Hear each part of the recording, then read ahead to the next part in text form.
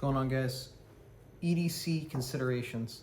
I know this video has been made probably 400 times, but I wanted to make a video for somebody who, like me, was getting into guns and had no idea what to get and bought a bunch of shit and it ended up being all wrong anyways. So some of the stuff in the video that you're gonna see, I don't carry all at once, or I don't carry every day.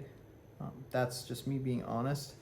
But most of the stuff you see here is on my person every single day, if not one, two of them. So let's start with the guns. What I'm carrying 75% of the time is going to be this right here. You guys haven't seen this yet. It's not on the channel. It's my Glock 19 Gen 5 TLR 7A from Streamlight Trijicon SRO. I know it's not duty rated. I know that oh my god, Aaron Cohen, sorry, I almost forgot his name, said that it wasn't duty rated and that, you know, it shouldn't be carried, it should be for competition only. I've carried it now for about a year and it's been awesome. I have probably 10 to 15,000 rounds through this pistol and I've had no issues. The optics held up fine. So, yep, my thought process is if this is going to be used in self-defense shooting, I want to have the best chance possible. I want the unfair advantage. So this optic is that unfair advantage. Huge window, super crisp dot. You can see for miles through this thing. So what I'm carrying in it, or what's carrying it, I should say, is the T-Rex Arms Sidecar 2.0 with the mag caddy and the 19X mag. Excuse me. This holster changes the game. It's awesome. Super comfortable. The adaptability, you'll see I have another holster for a different gun, but this allows me to be able to mend the holster to wherever I'm carrying, or if I'm wearing something else on my belt line, knife, whatever it is, you're able to retain that.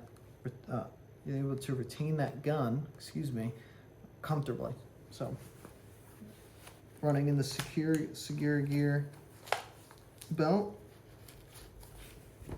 I'm able to conceal that perfectly fine, and it's super comfortable. So, next up on the gun side of things, I'm carrying this probably about 25% of the time, is my, duty gun, the G17 Gen 5 with the Surefire X300, SLR Rifle Works, CAG Works, and of course the Aimpoint Acro.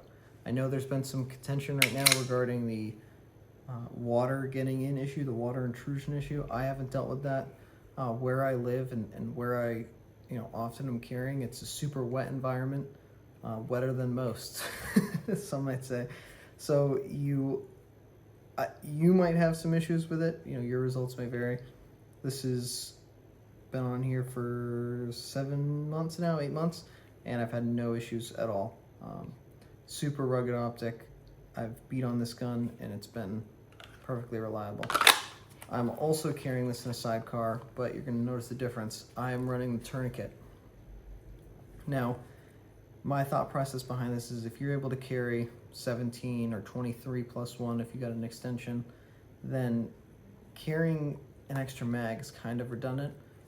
You'll see in a second that I still do, but having the ability to affect a rescue of an individual, a regular civilian, or yourself, if you are injured or you suffer from a car accident or you're a victim to a crime and you're not able to get to your gun for whatever reason, then the tourniquet is going to help you.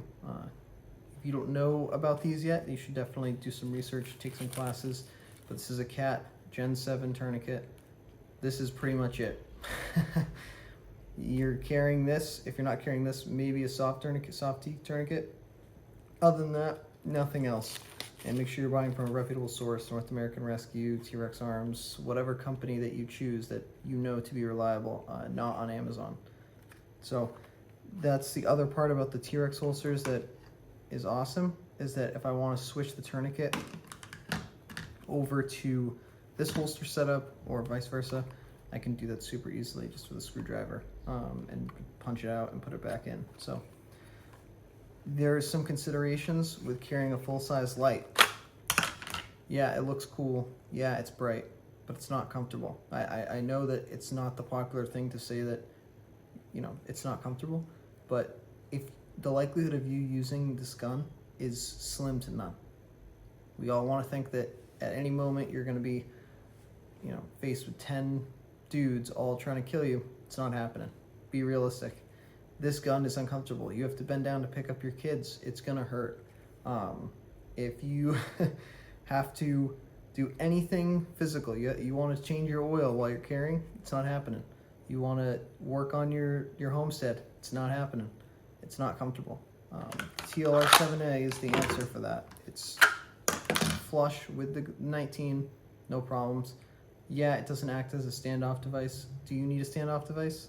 Do you train jiu-jitsu? Do you train combatives? Probably not. So be realistic with yourselves about what you're going to carry. I know that when I first got into it, I was like, okay, I see these dudes running RMRs and X300s on compact guns. That must be the way to go.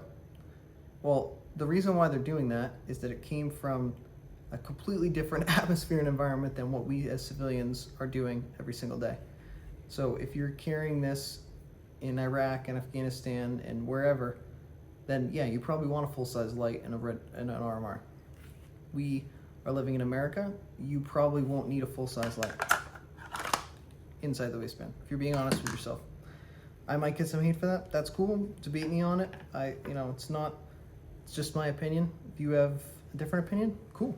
So, touching on lights, I pretty much only run the Cloud defensive lights. This one right here is the Cloud MCH EDC, so it's the full-size 18650, and it's super bright, but it's a flood. So if you're working in rooms, inside of boats, maybe, if that's your thing, then this is going to be the way to go. If you're a street dude and you're worried about tint and people hiding behind curtains and stuff like that, you're going to want the high candela, which is the 18350, which they're both awesome lights. I run this one in the smaller micro configuration, and this is typically what I'm carrying combo wise. Is if I'm carrying the 19, I want to have a backup. If I'm preaching to the choir, I'm sorry, but there's probably a huge group of guys who don't know that you're not going to want to pull this out and use this as a regular flashlight. So take a low light class, you'll figure out that having a small weapon light, or excuse me, not a weapon light, a small handheld light to be able to move around, clear through a building, through your house, you're going to want to have that capability. Most of the time you're going to be using this to find something that you dropped at night, or searching for a coyote or something if you're walking your dog. You're not going to be using that in a defensive capacity. If you are, then it works just as well. The two knives I'm typically running, I really hope this is in frame, I didn't even check before I did this video, is the Benchmade Bailout as well as the 940. I like the 940 for the serrations, partly just for what I do for work. The serrations are kind of a important aspect to that, but plain edge works great. I mean, it doesn't really matter at the end of the day for your application, but once again, carry what you're willing to lose as well, guys. We always see people carrying the Gucciest stuff, half-face blades, $2,000 knife. Well, if you drop that and it falls into the water, let's say, maybe some of you work on the water, that might be a little bit depressing if you drop your nice knife. So carry what you're willing to lose. Same thing goes for guns. If you shoot somebody in America, I can almost promise you, you're going to get arrested, even if you did nothing wrong, and your gun's going to get confiscated and held for 2 years, or longer, depending how long the court case plays out. So keep in mind, whatever you're going to carry, it's more likely going to get confiscated or lost or, screwed up at some point or another. Keys, not much to really say other than an AirTag for me is a necessity because I really don't want to go anywhere without my keys, and I like the capability to be able to say, okay, hey, you left your keys here, or this is the last place they were. Good starting point. AirPods, not something people will typically carry. However, Aaron from Admin Results did a very interesting video on this specific topic. If you are driving, let's say, or you're walking and you see something happening, or you watch a car accident occur, or there's a shooting, and you need to call 911, but you want to have two hands on your gun. Well, put an AirPod in, call 911, has a microphone, you're able to hands-free communicate with 911 dispatch and convey your location, what's happening, without having to sacrifice a hand that could be used to apply a tourniquet, to, you know, activate a flashlight, to cut something away. It's an asset, and it doesn't weigh anything. On that, I have a second phone. So figuring out pants pockets and stuff like that for all the shit that you're gonna carry is something that you might want to consider. I like the Lululemon pants. Can't believe I said that out loud, but yeah, they work fine. They have 5 pockets. It fits my phone. You don't want to be the guy, it's 2023, wearing 511 pants out to go to the grocery store to go get yourself some food, okay? We've evolved past that. If that's you, then rock out, man. That's awesome that you have 25 pockets and you can fit all your knives in all the different pockets. That's great. That's not me. I want to keep a little bit of gray. I mean, rolling up in a fog hoodie and a fog hat, maybe that's a little overt. We don't know. That's up to you to decide. Next up, I got the Travax wallet. The only thing to consider for this is that this has to ride in your front pocket. Back pocket, it's basically just a metal brick. It's not comfortable at all in your back pocket. So you're gonna, if you do that now, something to consider. It's not a leather wallet. There's probably some health reasons why you shouldn't do it, but I'm not a doctor. Don't care what you do. Write in the Rain pad and pencil. The pencil works best on the Write in the Rain pads. It will not wash off. If you're not using a Write in the Rain specific pen, then gel ink and stuff will wash right out. So something to consider. Yeah, it is a little crazy to carry this every day, and it's just an extra thing, and it weighs down your pockets, but at the end of the day, if you want to write something down, write down your grocery list, write down a license plate, a description, whatever. It pays to have some way of writing it down other than your phone. So, spare mag. Touched on this a little bit earlier. I figured I'd just circle back to it. When you're carrying medical equipment, right, instead of a spare mag, it would behoove you to maybe carry a spare mag, even if it's not on body. If it's in your car, if it's in your sling bag or whatever you carry, however you carry, then probably should have a spare mag. I'd rather have a spare mag and not need it than need a spare mag and not have it, if that makes any sense. So the last little bit I want to touch on is going to be med. So this is a little IFAK I built up. Definitely not covert, not something that's super gray. You're gonna notice, I mean, for us that know, you see a Desert Night Camo fanny pack with a tourniquet, you're gonna know that guy might be a little bit of a whacker. So do that with what you will. Normally I keep this stocked with some trauma stuff. So TCCC cards, chest seals, some Z-Fold gauze, MPAs, Israeli bandage, trauma shears, some more gauze. I got a tourniquet mounted up here, and then some consideration for this. It's awesome that we're carrying trauma equipment. It's awesome that you have a tourniquet. How often in your daily life up to this point right now have you used a tourniquet? If you're not LE or in the fire service or an EMT, probably never. You're more than likely to use something like this. Band-Aids, a little bit of gauze, a little bit of 4x4s, maybe some hand wipes.